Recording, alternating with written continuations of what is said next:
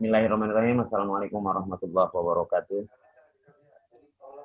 Pada kesempatan kali ini, izinkan kami kelompok 10 mempresentasikan tentang analisis data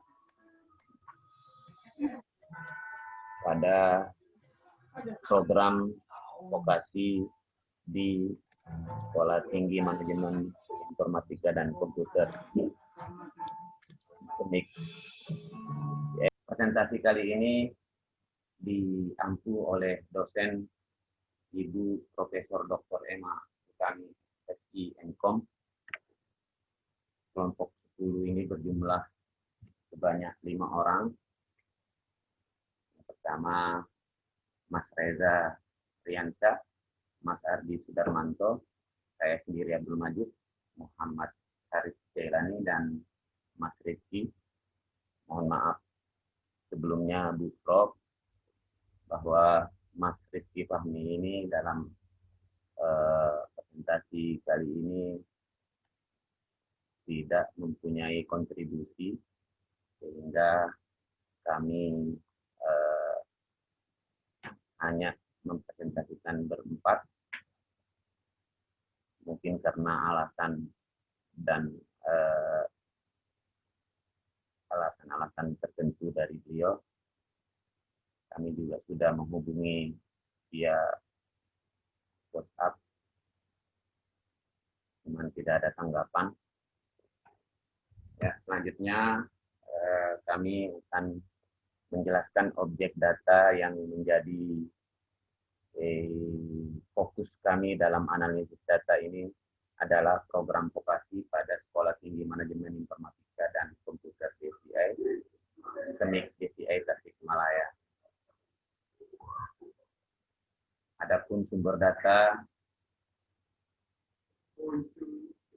yang dianalisis bersumber dari data manual atau data mentah yang kami peroleh langsung dari Teknik DCI Tasikmalaya melalui koordinator lapangan, yang dalam hal ini langsung dipimpin oleh Mas Muhammad Haris Jailani.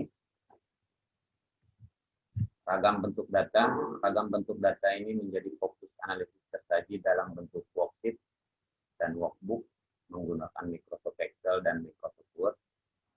Data tersebut meliputi data mahasiswa, data resign atau berhenti program magang, data kronologis, dan data tempat kos mahasiswa tersebut tinggal.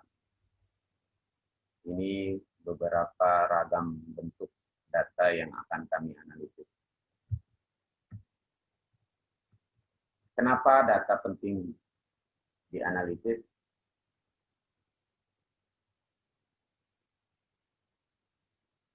Alasannya ada beberapa, di antaranya adalah apakah program ini sudah sesuai dengan harapan yang diamanatkan oleh peraturan perundang-undangan. Dan yang kedua, apakah program vokasi ini sudah menjawab persoalan yang dibutuhkan oleh dunia kerja.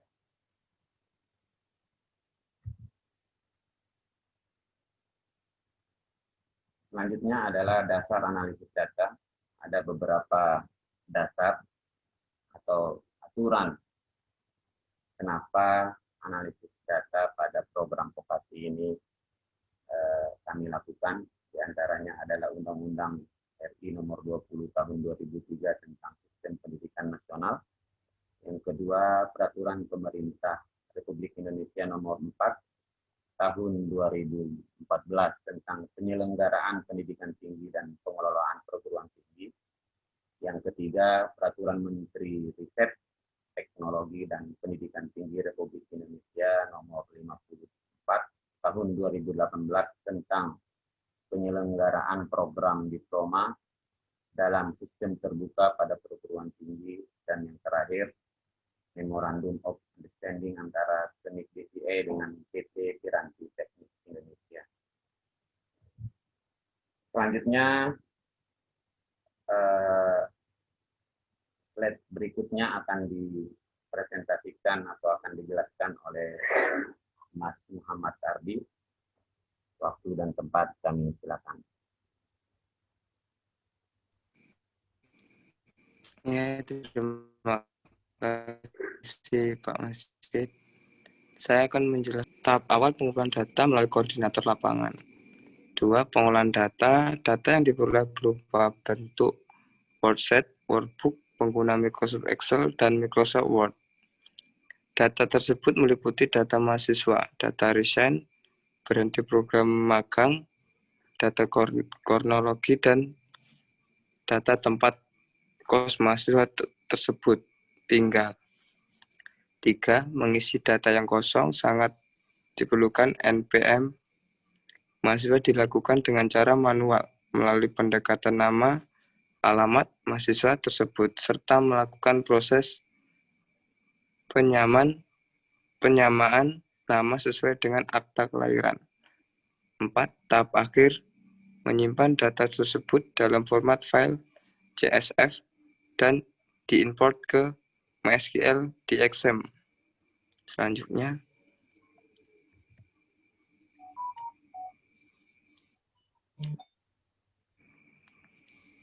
relasi tabel. Data vokasi itu ada KD detail cost, ID cost, NPM, tanggal masuk kos, tanggal keluar kos, keterangan, dan data vokasi kos, ID kos, nama kos, alamat kos, nomor HP, ID vokasi mahasiswa, NPM, nama, tanggal lahir, jenis kelamin, alamat, nomor HP, detail mahasiswa, NPM, tahun, status, dan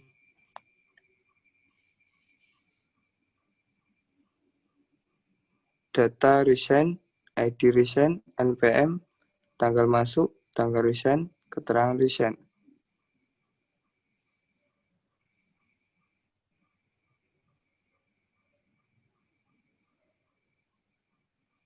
Selanjutnya,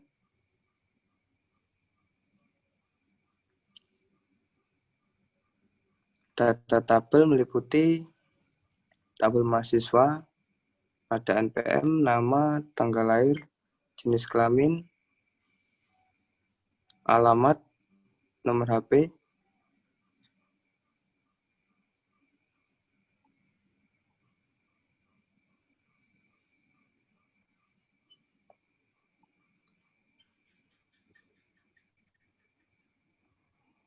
di detail tabel mahasiswa, NPM, tahun, dan status.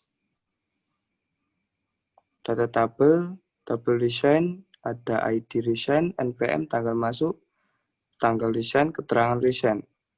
Tabel kronologis, ID resign, catatan kronologis. Selanjutnya,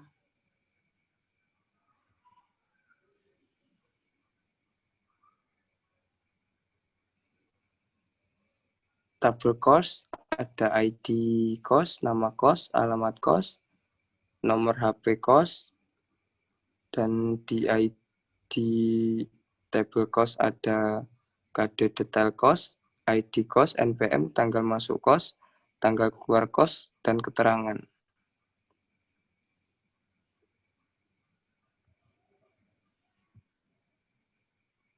Permasalahan 1.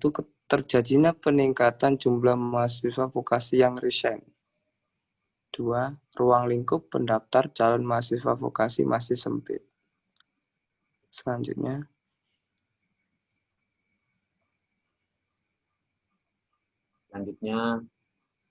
proses penelusuran ini akan dijelaskan oleh Mas Reza Riansyah. Baik, terima kasih Bang Majid. Di sini proses penelusurannya diawali dari database mahasiswa, di mana di sini mencoba menghitung jumlah mahasiswa dengan SQL. Didapat dari mahasiswa yang terdaftar itu ada 268 orang, di mana data yang diperoleh ini dari tahun 2018 sampai 2020. Kemudian dengan menggunakan sintaks SQL yang sesuai yang ada untuk menentukan jumlah mahasiswa yang mana jumlah perempuan dan jumlah laki-lakinya. Di sini dengan menggunakan SQL didapat 84 jumlah perempuan dan 184 laki-laki. Next. Kemudian data detail mahasiswa. Di sini menggali informasi jumlah mahasiswa dari tahun ke tahun. Nah, dengan SQL menghasilkan di tahun 2018 131, di tahun 2019 ada 46, di tahun 2020 ada 91. Di sini terjadi penurunan di tahun 2019, kemudian ada peningkatan lagi di tahun 2020. Cuma masih belum bisa mencapai angka di tahun 2018. Kemudian ada beberapa faktor yang kemungkinan terjadi.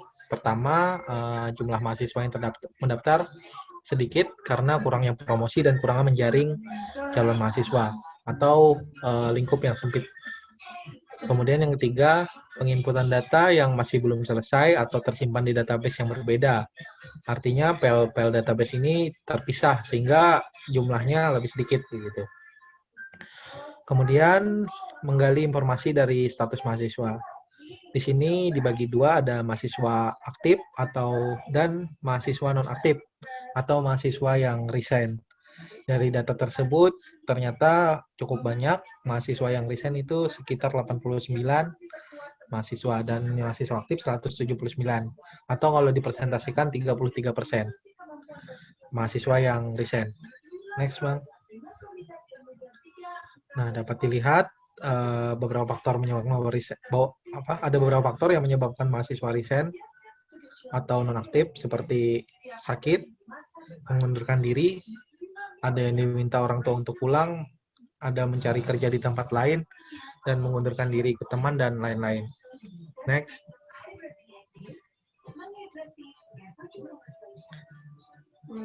Selanjutnya mungkin bisa akan di proses penelusuran lebih lanjut dijelaskan oleh Mas Haris. Dipersilakan. Baik, terima kasih Mas Aija. Untuk proses penelusuran data resign dapat digali alasan resign ada berbagai macam dan beberapa data mirip. Di antaranya yang pertama, mengundurkan diri dari pemagangan dengan jumlah 11 mahasiswa. Lalu yang kedua, tanpa keterangan dengan jumlah mahasiswa 10 orang.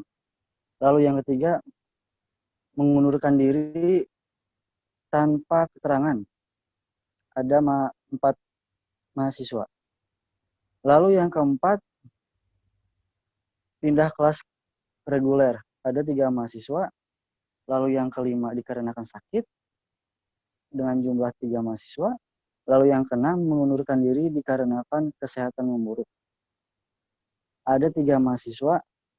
Lalu yang ketujuh, mengundurkan diri tanpa pamit. Ada 3 mahasiswa. Lalu yang ke-8, dikarenakan attitude kurang baik atau sedikit keluar jalur. Ada 2 mahasiswa. Lalu yang ke-9, ingin pindah kerjaan. Ada 2 mahasiswa. Untuk tahun 2019 merupakan tahun tertinggi mahasiswa resign. Yang diantaranya ada 66 mahasiswa. Lalu untuk tahun 2018 ada 15 mahasiswa. Dan untuk 2020 ada 11 mahasiswa. Next. Untuk rekomendasi sendiri, dari hasil analisis data yang dilakukan, dapat diambil kesimpulan bahwa penginputan data masih dilakukan secara manual dan disimpan pada file terpisah, sehingga dapat kami merekomendasikan beberapa hal. Di antaranya yang pertama, menggunakan sistem informasi yang terintegrasi dan disimpan dalam database berelasi untuk memudahkan pelaporan dan pencarian data. Lalu yang kedua, dengan sistem terintegrasi, diharapkan sistem TDC dapat melakukan analisis data yang bertujuan untuk dapat mengambil sebuah keputusan guna meminimalisir tingkat resign dari mahasiswa vokasi. Lalu untuk yang ketiga, meningkatkan sebaran wilayah pendaftaran calon mahasiswa vokasi dengan melakukan promosi yang berkesinambungan. Terima kasih untuk presentasi kali ini. Kurang lebihnya mohon maaf. Assalamualaikum warahmatullahi wabarakatuh.